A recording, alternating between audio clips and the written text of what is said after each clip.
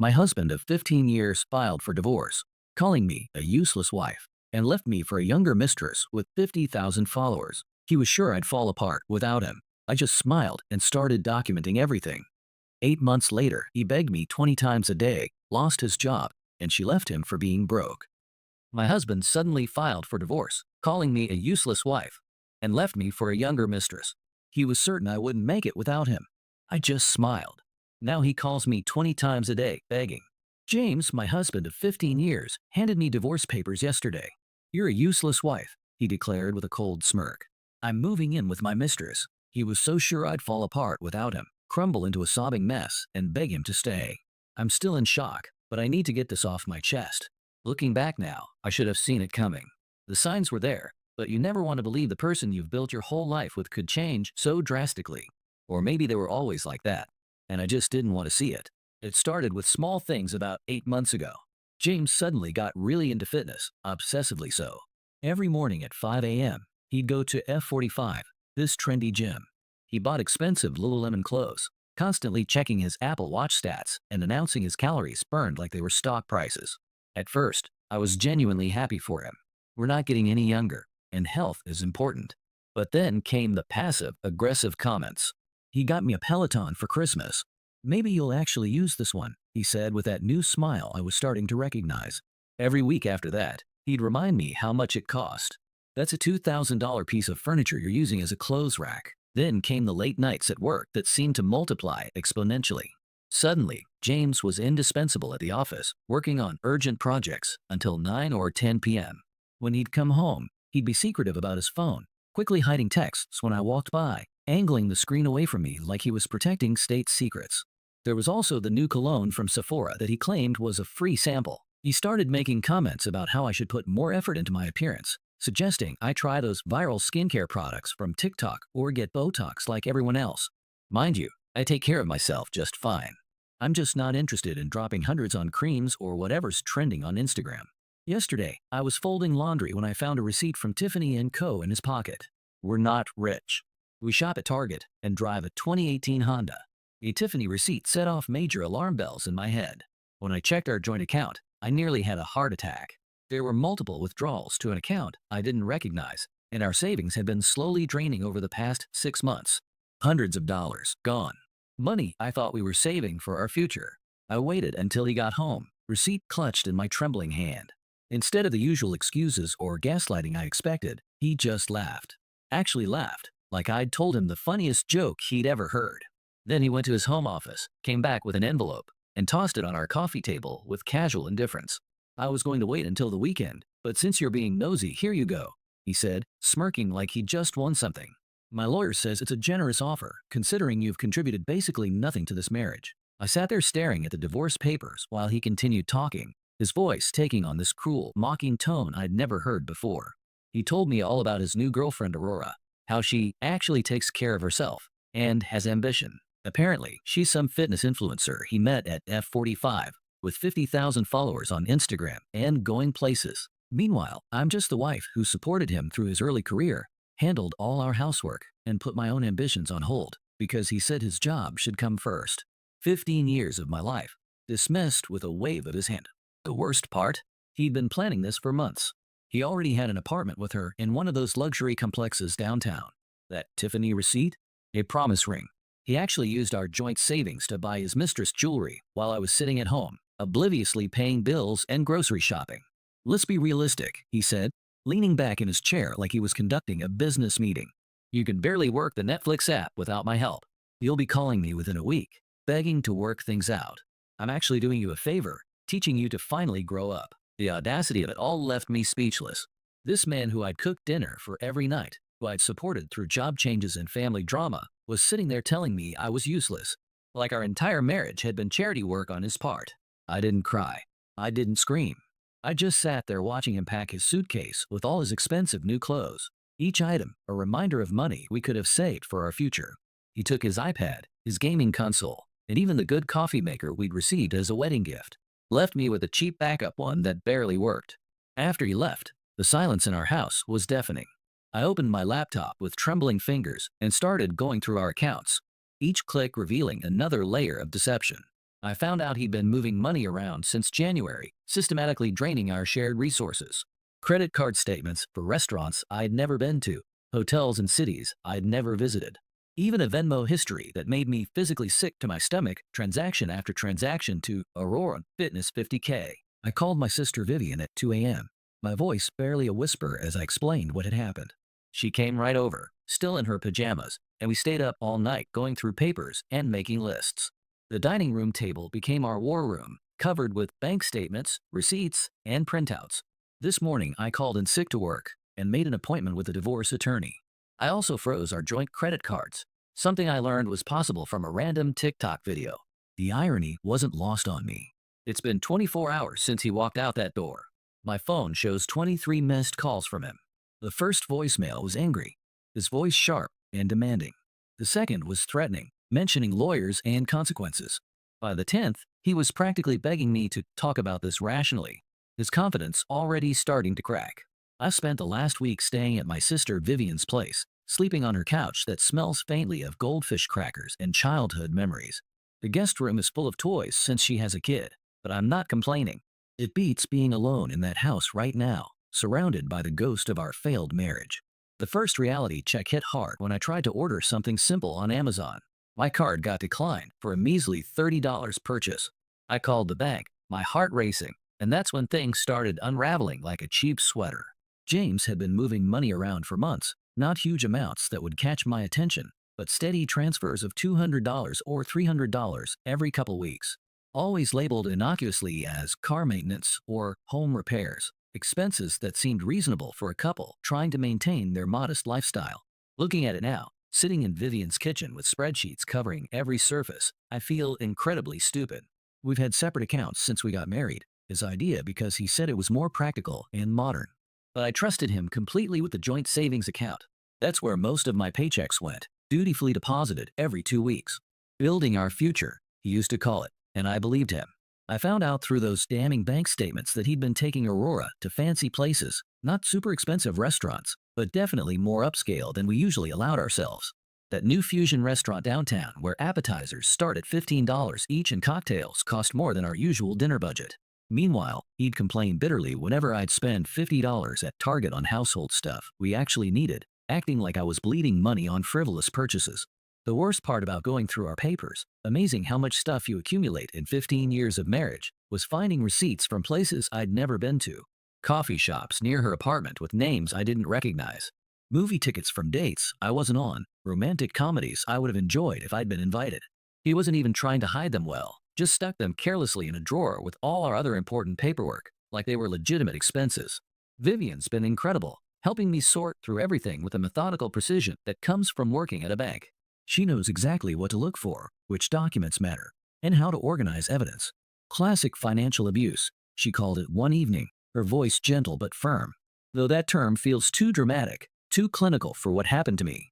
I just feel dumb, naive, like I should have noticed the signs sooner. The most bizarre thing happened yesterday when I was at Walmart, trying to get basic necessities like toothpaste and shampoo, things James used to handle automatically. I ran into his cousin Matt in the personal care aisle, and instead of the awkward encounter I expected, he actually helped me pick out a cheap printer for scanning documents. Then he dropped a bombshell that made my blood run cold. He told me, almost casually, that James had done similar stuff to his high school girlfriend back in the day. Would have been nice to know that crucial piece of information 15 years ago, but apparently family loyalty has its limits. James keeps calling, though not as obsessively as before. Down to maybe 5 or 6 times a day now, which almost feels like progress. The messages have switched from angry and demanding to weirdly concerned and patronizing. Just worried about you handling the bills, he texted yesterday, as if I haven't been successfully paying my own phone bill and managing my personal expenses this whole time. The condescension is breathtaking. Aurora sent me a message on Facebook, nothing dramatic or confrontational, just a simple, "We should talk sometime," with a little heart emoji. I left her on read without hesitation. What exactly is there to talk about? She knew he was married, saw the wedding ring, probably heard him take calls from his wife. She's not some innocent victim caught in the crossfire here.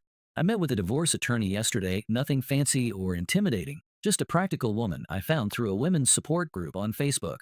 Her office was small but organized, filled with legal books and tissues for crying clients. She seemed genuinely concerned about the financial stuff, especially when I showed her the meticulously organized evidence of how he'd been systematically moving money around. "We need to act fast," she said, "to prevent him from hiding more assets." The urgency in her voice was both reassuring and terrifying. The biggest shock came when I finally worked up the courage to log into our old shared email account, something I'd avoided out of a mixture of fear and denial. I found confirmation emails for a credit card I didn't even know existed. Not some high-limit premium card that would have raised red flags, just a basic Capital One card with a modest $3,000 limit. But he'd been using it strategically for months, mostly at restaurants and gas stations near her place, carefully keeping his infidelity expenses separate from our joint finances. I actually had to laugh, a bitter sound that surprised me when I saw multiple charges from Planet Fitness on that secret card. He'd been telling me for months that he was going to that expensive F45 gym, making it sound like this premium fitness experience that justified the high monthly cost. Turns out he was probably just going to Planet Fitness like any regular person, lying about it to impress Aurora. I guess the fitness influencer girlfriend wasn't bringing in as much money as he'd pretended, and he needed to maintain the illusion of success. Today, I finally did something I should have done years ago. I opened my own bank account, just a basic checking account at Chase, nothing fancy. The teller, a kind woman named Sandra, was incredibly helpful, patiently showing me how to use their mobile app and explaining features like mobile deposits and automatic transfers. "It's really not rocket science," she assured me with a warm smile, directly contradicting years of James telling me that banking was too complicated for me to handle independently. Oh, and I finally figured out the mystery that had been bothering me for months. I couldn't understand why James always insisted on being the sole manager of our Netflix account, claiming it was easier if one person handled all the streaming services. Well, it turns out he had a separate profile set up that he'd use to watch romantic movies and TV shows with Aurora, right there on our family account that I was paying for. Real classy move, James. But wait, it gets better. Remember that Peloton he bought me for Christmas, the one he constantly reminded me I never used? I finally logged into the account last week, curious about those expensive monthly subscription fees. Guess what I found? Workout history showing him and Aurora using it together at our house on days when I was visiting my sister. Yeah, they were working out together in our living room while I was gone. I mentioned this casually during mediation, just slid the printed activity log across the table. James actually stuttered, trying to explain that one away. The real karma hit when Aurora finally realized James isn't as wealthy as he pretended to be. Apparently, she found out he's still making payments on that Tiffany promise ring, which by the way, wasn't even from the actual Tiffany store. I found the receipt later, and it's from one of those lookalike websites that sell Tiffany-style jewelry for a fraction of the price. How do I know all this intimate detail about their relationship? Well, Aurora did something interesting. She messaged me on Instagram, but instead of the usual, "we need to talk" drama, she sent screenshots. Lots of screenshots. Messages where James promised to buy her a car with what money, conversations about moving into a luxury apartment that he definitely can't afford, and some choice comments about me that are going to be very interesting additions to our divorce proceedings. "I thought you should see who he really is," she wrote. "I'm done being part of his lies." I didn't respond, just forwarded everything straight to my attorney. Professional revenge is so much better than personal drama. The cherry on top came when James' mom called me yesterday. Turns out she's been watching this whole mess unfold in our small town's gossip circle, and she wasn't calling to defend her son. She apologized for enabling his behavior all these years, and then dropped a bombshell that made my jaw hit the floor.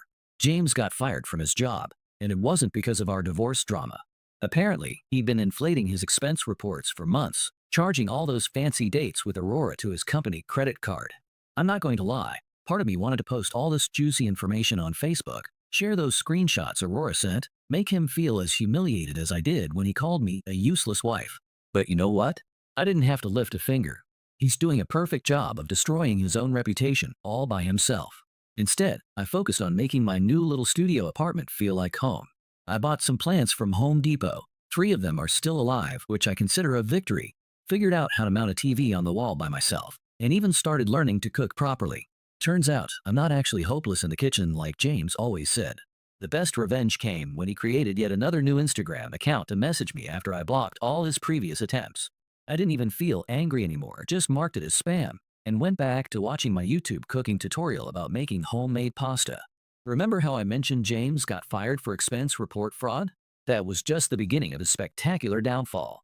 It started last Tuesday when I was getting my usual coffee at Starbucks before work, trying to establish some normal routines in my new life. I overheard 2 women at the next table talking about someone who got caught charging personal expenses to company accounts. I didn't think much of it until I heard James' name mentioned. Turns out he hadn't just been charging those romantic dates with Aurora to his company card. He'd been running this same scheme at his last 3 jobs, a pattern of behavior that painted him as a serial fraudster rather than just a cheating husband. How do I know all these details? Because Aurora, of all people, started talking. And not just to me, but to everyone who would listen. After James got fired, he couldn't keep up with all the extravagant promises he'd made to her. No more fancy dinners at Cheesecake Factory. No more shopping sprees at Lululemon. No more weekend trips to nearby cities that he'd been funding with embezzled money. The final straw was when he couldn't make the monthly payments on that fake Tiffany ring. Yes, I still can't believe he bought a knockoff engagement ring. Aurora didn't just get mad about the deception, she got methodical about her revenge. Remember all those expense reports James was faking? She had photos of everything. Apparently, he used to brag to her about how clever he was, showing off all his tricks for gaming the company expense system. She'd saved everything in her Google Photos, thinking it was impressive that her boyfriend was so smart with money. Last week, she made a TikTok video about it. Nothing dramatic or over the top, just a simple story time about dating a guy who turned out to be a complete fraud. She didn't use names, but she included glimpses of those expense report receipts in the background. The video went viral in our local social media circles within hours. James' old coworkers immediately recognized the expense report format and started sharing it with commentary. Meanwhile, I had my own little victory brewing. Remember that joint Amazon account he kept desperately trying to regain access to? I found out he'd been using it to buy gifts for Aurora while we were still together, using our shared credit card to fund his affair. So I did something petty, but incredibly satisfying. I returned everything that was still within the return window, which turned out to be quite a lot since Amazon has a generous return policy. The money went back to my cart since I was the original account holder and purchaser. The best part? He didn't even notice until Amazon started sending him those rate your recent purchase emails for items that were no longer in his possession. By then, all the expensive gifts he'd bought Aurora were back in Amazon's warehouse. But here's where the story gets really good. Yesterday, I was at Target picking up some storage bins, still trying to organize my new independent life, when I ran into James' sister Katie. Instead of the awkward family drama I expected, she actually hugged me tight and proceeded to spill some serious family tea. James had been borrowing money from their parents for months, claiming it was for investment opportunities and business ventures. Turns out he was using every penny to maintain his fake lifestyle with Aurora. His parents found out about all this during what Katie described as an epic family dinner last weekend. How did they discover the truth? Because Aurora's TikTok expose had made its way to his mom's Facebook feed through the small-town social media network. There was apparently a huge scene at Olive Garden of all places, with James' dad getting so angry that he actually took back the spare key to their house right there at the dinner table. James' reaction to having his whole world collapse was a complete meltdown. He started messaging everyone he could think of, trying desperately to do damage control. He made new Instagram accounts to harass Aurora when she blocked his original ones. He kept calling his old job, trying to explain his side of the story, and somehow get his position back. He even showed up at his parents' house at midnight, begging them to understand his perspective. The karma train wasn't done with him yet, though. Remember how he always insisted on managing our shared cloud storage because I was supposedly too disorganized to handle digital files? Well, I finally logged into it last week to download some old photos for my new apartment. I found a folder full of screenshots of his conversations with Aurora from when they first started dating, including some absolutely damning messages about their plans for after he left me. I didn't even have to do anything vindictive with them. I just forwarded everything to my divorce attorney, and she actually laughed out loud. But the absolute peak of this whole mess happened when Aurora made a follow-up TikTok yesterday.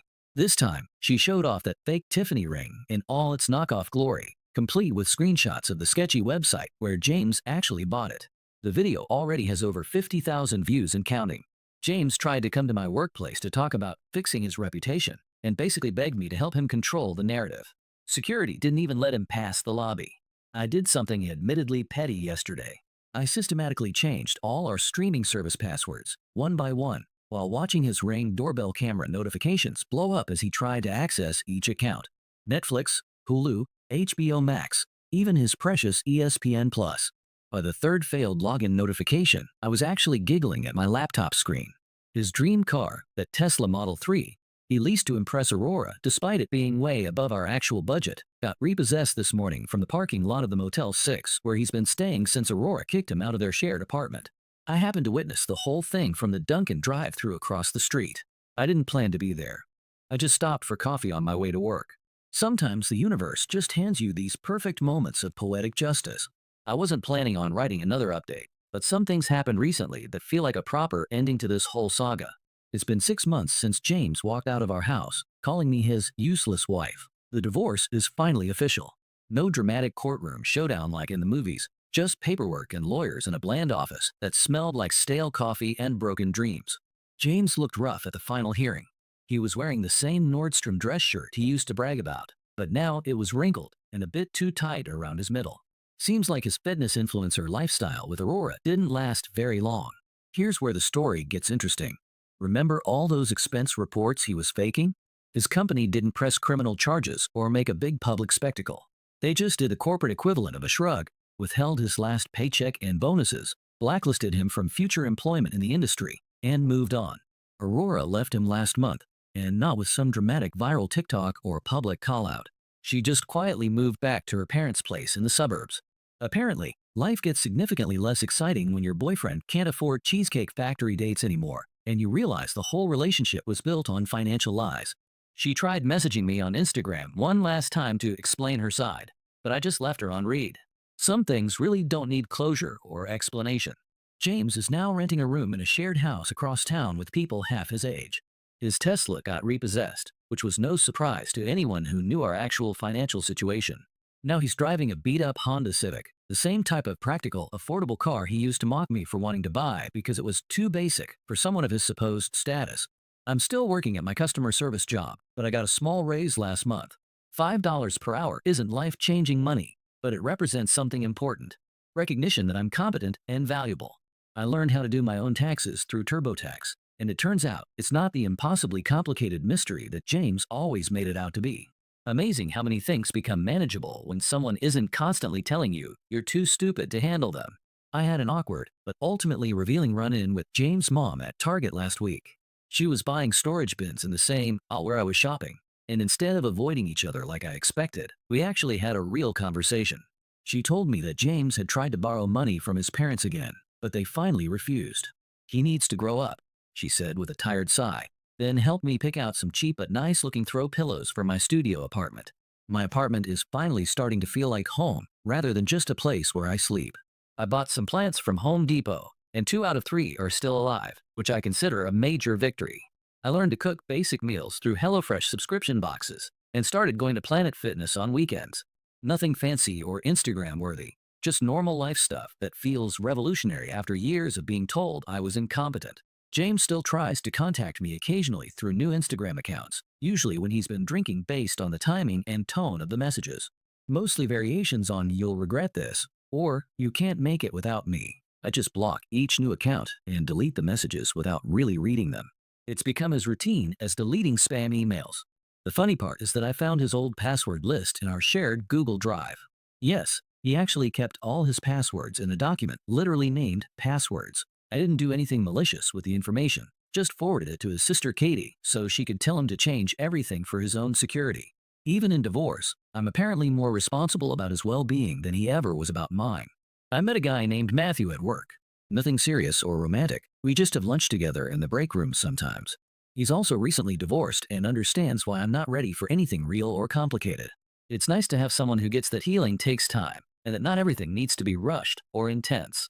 But here's the real kicker that happened last week. While I was getting my usual coffee at Dunkin', I overheard some guys from James' old office talking at a nearby table. Turns out he's been desperately calling and emailing his former company, trying to get his job back, or at least get some kind of reference for other positions. He even showed up in their lobby once, but they didn't bother calling security. They just let him stand there until he got tired and left on his own. His new life isn't exactly turning out the way he planned. He doesn't have that expensive gym membership anymore. He works out at the same Planet Fitness I go to now, which led to an awkward moment in the parking lot once where we just avoided eye contact and pretended not to see each other. Aurora is back on dating apps, posting photos and looking for her next target. His important business contacts don't return his calls anymore. Meanwhile, I'm quietly doing all the things he always insisted I couldn't handle. Paying bills on time, fixing minor problems around my apartment, managing my own budget and savings. Nothing extraordinary or worthy of social media posts, just regular adult responsibilities that he had convinced me were beyond my capabilities. The gaslighting had run deeper than I realized. I found our old wedding photos while cleaning out some boxes last weekend. Looking at that girl in the pictures, trying so desperately hard to be what he wanted, I barely recognize her now. She looks young and eager to please, constantly seeking approval and validation. The transformation has been gradual but profound. The most surprisingly satisfying moment wasn't some big revenge scene or dramatic confrontation. It was yesterday at the bank, depositing my paycheck. Yes, I still prefer doing it in person rather than using mobile deposit. The teller was the same woman, Sandra, who helped me open my own account 6 months ago when I was shaking and scared, convinced I couldn't handle basic banking. She looked up from her computer, smiled warmly, and said, "You look so much happier now." And you know what? I absolutely am.